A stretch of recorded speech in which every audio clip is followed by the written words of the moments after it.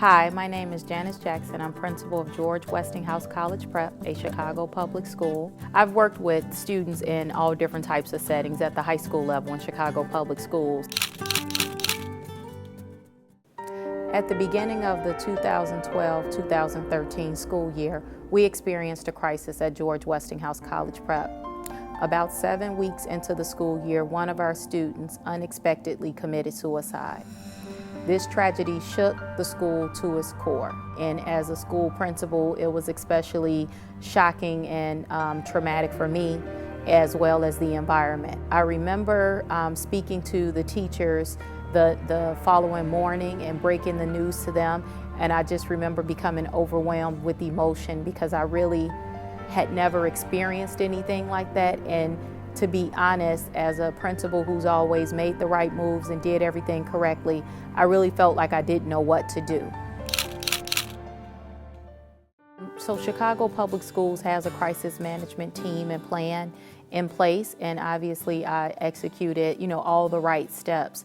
Initially, I just emailed Susie really just for advice. Like, I didn't know what to do, and I was emailing her more as a friend, like, this has occurred, what are some things I should think about? Not only did she want to know how I was doing, but she also talked about the fact that the group would be there, just give her a call. She wanted to come out that following day. I told her that the crisis management team would be there, and she was, just like, call me if you need anything. And often in tragedies, people tell you that and you never really call. It's just a nice thing to hear. And sometimes you really don't know what the person can offer. But what I noticed right away is that we did need more support. Our school is a new school. We've all kind of lobbied around creating a new school and making it great. So the kids are more connected than what you might see at another school. So they were really impacted.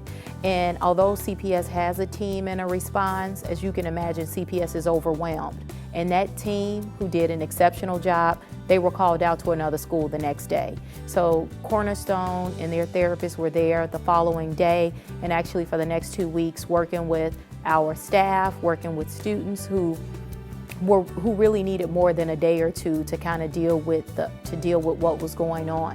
I felt like without their response, it would have been really difficult to get back to some kind of normalcy after an event like that, because we really didn't have the capacity within our school to deal with that crisis at that level.